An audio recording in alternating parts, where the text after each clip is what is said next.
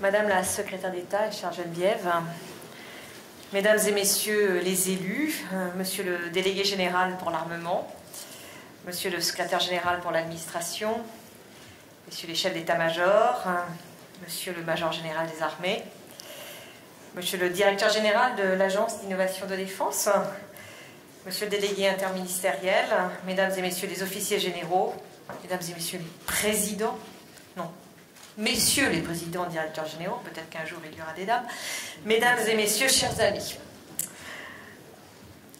Ils ne savaient pas que c'était impossible, alors ils l'ont fait. Cette phrase nous vient de Mark Twain et elle nous rassemble aujourd'hui. Ce forum, c'est le fruit de l'engagement intense de tout le ministère des Armées. C'est la mobilisation de tous les services, l'enthousiasme de tous ceux qui croient que l'avenir ne se construit qu'en se réinventant, en changeant nos schémas, nos manières de faire et de penser. L'enthousiasme aussi de tous ceux qui savent que le futur de notre défense réside dans notre capacité à nous dépasser, à innover. Ce forum, c'est aussi notre pierre à la semaine de l'innovation publique, car c'est tout l'État qui innove, qui change et se modernise. Et quand la France appelle, les armées répondent toujours présents. Je suis donc très fière du dynamisme de notre ministère pour s'emparer des chantiers de transformation de l'État sous l'égide du Premier ministre.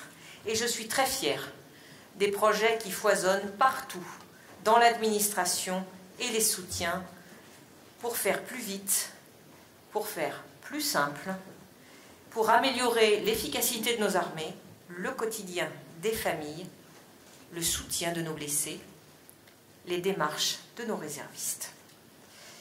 Car l'innovation dans les armées, c'est l'œuvre d'un collectif et d'un ensemble de talents. Elle trouve ses racines dans le terrain, dans l'engagement opérationnel de nos forces, qui par mille ingéniosités améliorent leurs techniques, leurs outils, leurs conditions de vie aussi. Elle trouve sa force dans nos ingénieurs, nos industriels, qui ont repoussé tant de limites et permis tant d'avancées. Elle trouve sa richesse dans nos chercheurs, nos doctorants, qui préparent aujourd'hui les ruptures de demain. Elle trouve sa vitalité dans l'audace des entrepreneurs, de tous ceux qui expérimentent et qui osent. Au fond, l'innovation dans nos armées, c'est une sorte d'évidence. C'est le ministère d'une recherche vive, bouillonnante. Tous les ans, nous soutenons 130 thèses et des centaines de projets académiques. C'est le ministère du soutien à tous ceux qui ont l'envie d'entreprendre. Nous investissons en effet pour notre autonomie stratégique, pour notre souveraineté, pour l'excellence de notre recherche, le savoir-faire de notre industrie et la vitalité de nos entreprises. Nous investissons aussi pour une administration performante, des soutiens efficaces, des armées modernes qui, sur le terrain, réaffirment leur supériorité opérationnelle. Et aujourd'hui, plus que jamais, cet investissement est une urgente nécessité, car regardons en effet le monde autour de nous. Nos quotidiens sont connectés, de notre footing jusqu'à nos courses, de nos rythmes de sommeil jusqu'à nos déplacements et notre musique, plus rien n'échappe au numérique. Nos systèmes d'information regorgent de données que chacun, allié comme adversaire, voudrait détenir. Les conflits d'aujourd'hui ne ressemblent en rien à ceux d'hier. Le terrorisme nous frappe, ses modes d'action se réinventent, et au Levant comme au Sahel, ce ne sont pas des guerres conventionnelles que nos forces mènent. Les théâtres d'opération changent, l'espace exo-atmosphérique devient un lieu de confrontation, et d'un clic, une attaque cyber peut bloquer nos économies, nos industries, nos moyens de transport. Les relations internationales aussi ont changé. Sous chaque victoire du multilatéralisme, Combien de coups du nationalisme? Les États montrent leur puissance par tous les moyens et reprennent une course à l'armement et à la technologie. Les technologies de pointe ne sont plus l'apanage de quelques puissances, elles se répandent, se trouvent même parfois au coin de la rue. Elles sont devenues accessibles pour nos ennemis aussi, et ils en jouent. Alors dans ce contexte, que devons-nous faire? Nous navrer de la lente disparition du téléphone à clapet et surtout ne rien changer? Attendre d'être dépassés par nos ennemis comme par nos alliés et faire le choix de l'affaiblissement et de la dépendance? Non, ce n'est pas l'état d'esprit de notre défense, ce n'est pas l'état d'esprit de nos entrepreneurs, ni de nos ingénieurs, ni de nos chercheurs, et ce n'est pas mon état d'esprit. L'innovation n'est pas un gadget, c'est une nécessité. Car l'innovation, ce n'est pas du flou, c'est du concret. Et si quelqu'un n'en est pas convaincu, eh bien qu'il vienne ici au Forum Innovation Défense. Car ici, pendant 3 jours, ce sont 160 innovations qui vont être présentées. 160 petites ruptures dans nos usages et nos technologies, 160 pas vers des forces plus efficaces et mieux protégées, vers des procédures plus faciles, vers des renseignements plus perfectionnés. Et ici, j'ai vu, comme à chaque fois d'ailleurs que je me déplace dans nos centres d'innovation, des projets, je dois le dire, fabuleux. Des nanosatellites, une prothèse bionique, des objets volants non identifiés, des applications concrètes et abouties de l'intelligence artificielle. Et ces innovations ne sont que la partie immergée de l'iceberg. Derrière elles, il y a tous ceux qui ont travaillé, qui ont conçu, qui ont cherché. Derrière elles, il y a toutes les innovations du quotidien, toutes les révolutions technologiques qui sont à venir, tous les usages, les métiers et les organisations qui s'en trouveront métamorphosées. De vos ateliers, de vos démonstrations, de nos dialogues, c'est un même appel. Un appel pour aller plus loin encore et aussi pour aller plus vite. Repoussons les limites de notre imagination et de nos technologies. Et ne nous laissons freiner par rien, ni par personne. Et créons le cadre qui nous permettra d'agir. Alors cet appel, nous l'avons entendu. Nous l'avons tous entendu, armée, direction, service, le chef d'état-major des armées, le délégué général pour l'armement, le secrétaire général pour l'administration, tous ont travaillé, se sont engagés avec beaucoup de détermination. Et nous nous sommes donc mis en ordre, si je puis dire, de bataille pour gagner cette bataille de l'innovation. Et en 18 mois, beaucoup de chemin a été parcouru. Nous avons réaffirmé notre soutien aux PME et aux ETI. En avril, nous avons lancé le plan Action PME pour bouger les lignes, rendre le ministère accessible à tous, pour donner aux PME et aux ETI toute leur place et tout le respect qu'elles méritent. Nous renforçons nos actions concrètes pour mieux les écouter, les accompagner et même les aider à l'international avec la création du label utilisé par les armées. Chacun reconnaîtra le label anglo-saxon qui lui ressemble.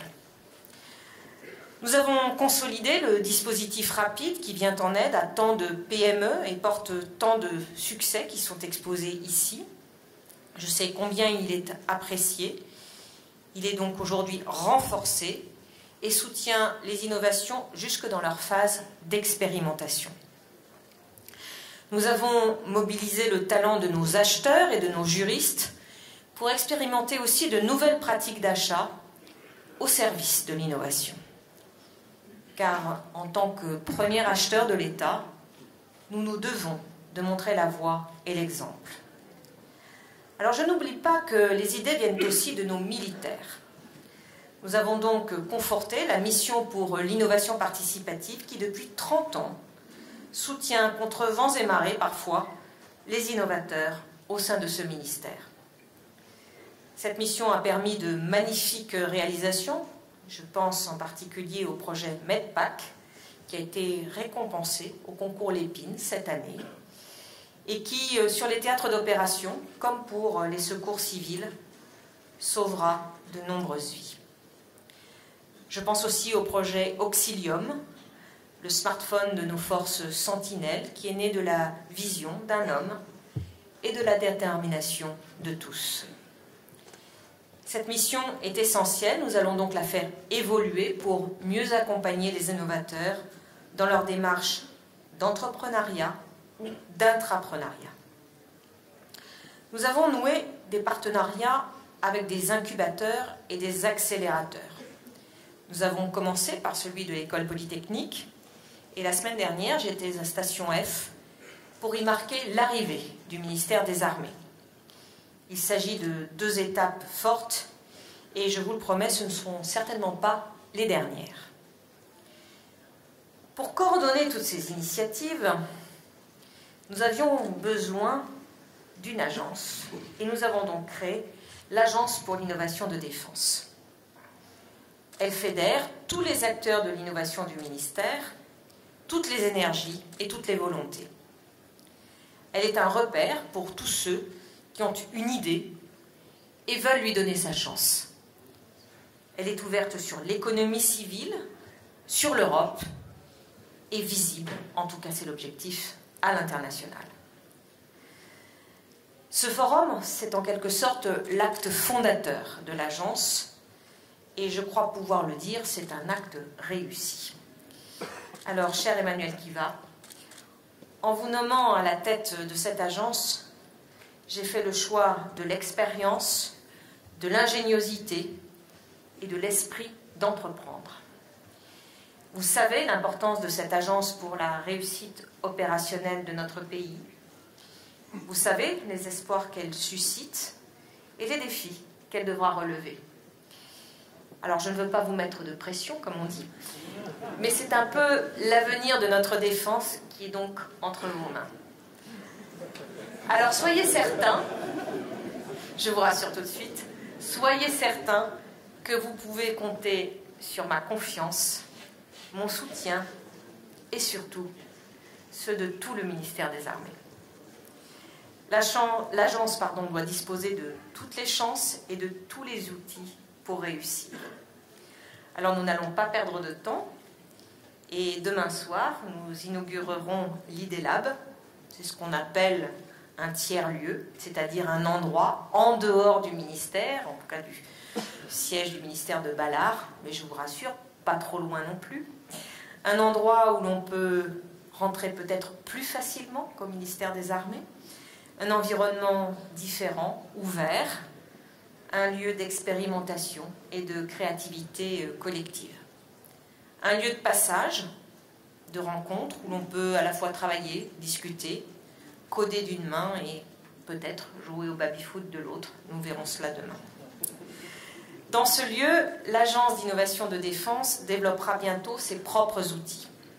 Et dans les prochaines semaines, une première promotion d'une vingtaine de projets seront sélectionnés. Ils seront accélérés et déployés au cours de l'année 2019. Nous avions besoin, enfin, pour compléter notre palette, d'un outil pour investir directement au capital des startups et des PME auxquelles nous croyons. C'est la raison pour laquelle nous avons créé DevInvest, le premier fonds d'investissement piloté par la DGA et BPI France. Il s'est fait connaître et reconnaître. Il accompagne des pépites technologiques qui intéressent très directement notre défense. DevInvest a déjà accompli 3 investissements. Et je suis fière d'annoncer qu'hier, il vient de réaliser son 4e investissement dans la start-up Sintermat. grâce à un processus novateur de métallurgie des poudres, cette entreprise permet de créer des matériaux d'une résistance exceptionnelle. Cette entreprise capitalise sur plus de 15 ans de recherche, ainsi que sur le soutien constant de la DGA. C'est donc le parfait exemple de ce que doit être l'alliance entre l'excellence académique et la réussite industrielle. Cet investissement, c'est aussi la preuve que civil et militaire ne sauraient être séparés lorsqu'il s'agit d'innovation. Du pneu au plasma lyophilisé, tant d'innovations militaires sont passées et passent encore dans le domaine civil. Quant aux civils, ils ne cessent d'inspirer les technologies militaires et de les enrichir. Alors faisons tomber les barrières et laissons entrer l'économie civile au sein du ministère des Armées. Il nous faut penser globalement, ne pas opposer la petite entreprise au fleuron industriel. Il s'agit de l'avenir de notre défense, il s'agit de la sécurité et de la liberté de la France.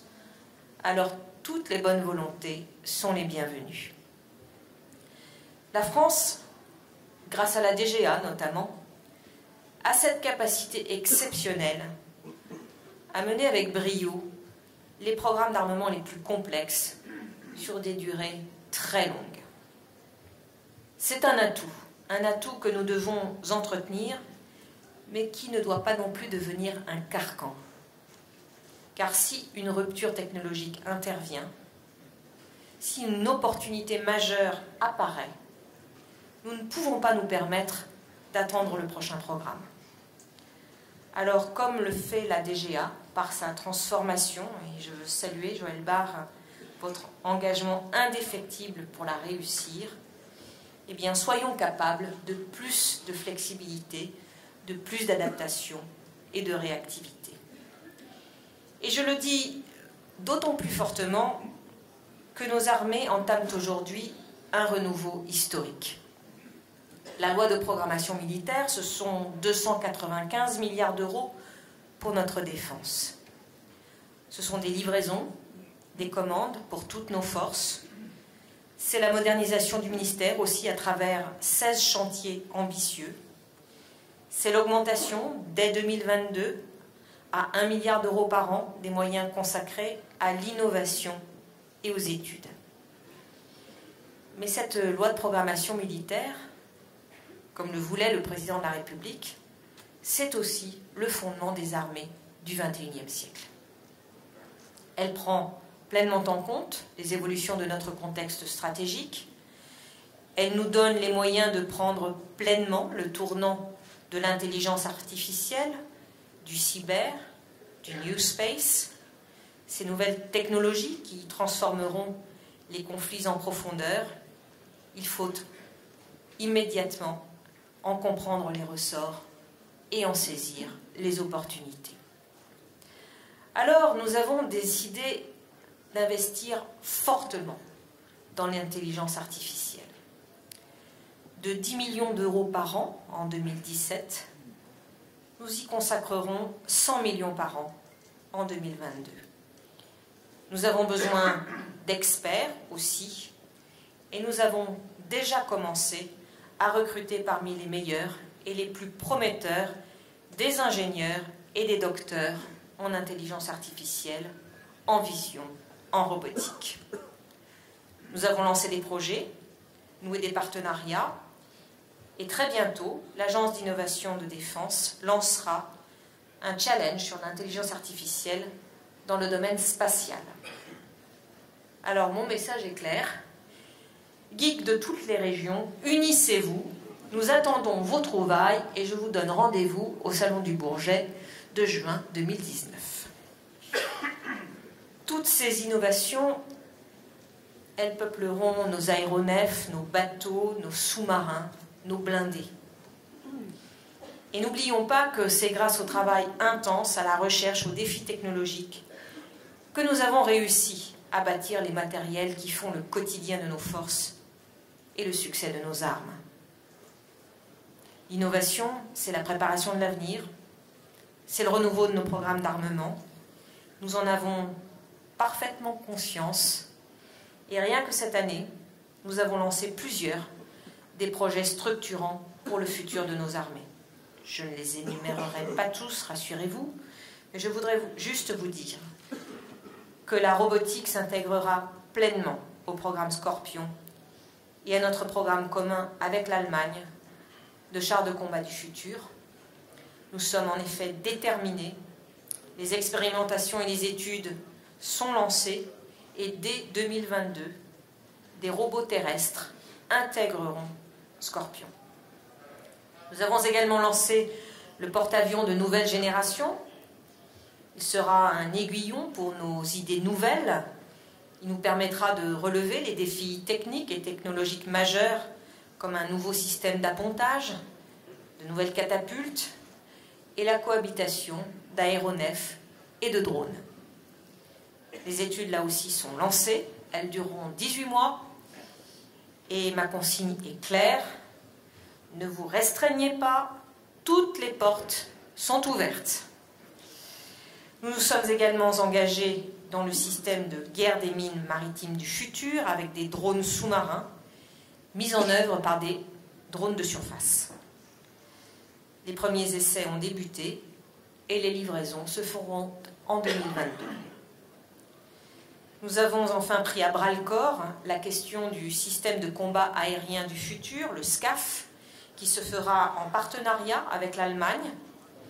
Il montrera la vitalité de l'Europe et il permettra à nos industries d'être parmi les plus fortes.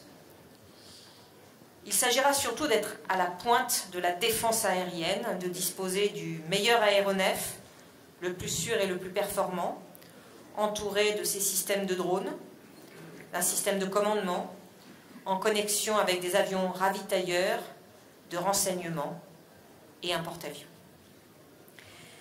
C'est donc tout un système que nous refondons. Un système qui va révolutionner nos modes de combat, nos équipements, qui va décupler les capacités de nos aviateurs et conforter notre supériorité stratégique. Cette semaine encore, le SCAF, programme placé sous le leadership de la France, a connu une nouvelle étape décisive. J'ai en effet rencontré mon homologue allemande, Madame von der Leyen, et nous sommes convenus qu'il était temps de franchir un pas supplémentaire. Nous avons donc décidé d'entamer les études d'architecture et de conception du SCAF, qui débuteront donc au tout début de l'année 2019. Et nous avons aussi décidé de ne pas perdre de temps et de lancer la mise au point des démonstrateurs avions et moteurs à compter du Salon du Bourget de juin 2019. Donc, comme vous le voyez, les programmes du futur avancent. Ils protégeront mieux la France, mieux l'Europe. Ils seront plus sûrs pour nos forces et ils décupleront encore notre capacité opérationnelle. Alors pour tous ces programmes, ce que je souhaite, ce que je veux, c'est de l'imagination, de la créativité. Ne nous réfrénons pas, car quand il s'agit des armes de la France, le mot qui me revient, c'est celui d'Oscar Wilde, qui disait « J'ai des goûts simples, je me contente du meilleur ». Alors, mesdames et messieurs, merci. Merci pour votre engagement, pour votre implication. Et merci à vous, Gérard Mourou, cette année prix Nobel de physique et compagnon de route de l'innovation de défense, de nous avoir fait l'honneur de lancer ce forum. Et merci à vous tous, armées, directions et services, ingénieurs, entrepreneurs, chercheurs. Vous êtes les artisans de l'avenir de nos armées. Vous êtes autant de pionniers pour nos forces, pour notre défense et pour notre sécurité. Grâce à vous, votre présence, votre inventivité et aussi votre pugnacité, nous montrons aujourd'hui un visage magnifique de notre défense, celui de l'optimisme et de l'espoir. Celui qui a le regard fixé sur l'avenir, jamais cramponné au passé. Alors ne nous arrêtons pas en si bon chemin, continuons, bâtissons ensemble ce ministère où la soif de l'audace supplantera toujours la peur de l'échec. Ce ministère où l'on peut tenter, essayer, convaincre, développer. Ce ministère qui, je l'espère, sera non pas le refuge, mais l'abri des novateurs et l'espoir des créatifs. N'ayons donc pas peur, ni de nos idées, ni de celles des autres. En un mot, innovons toujours. Merci beaucoup de votre attention.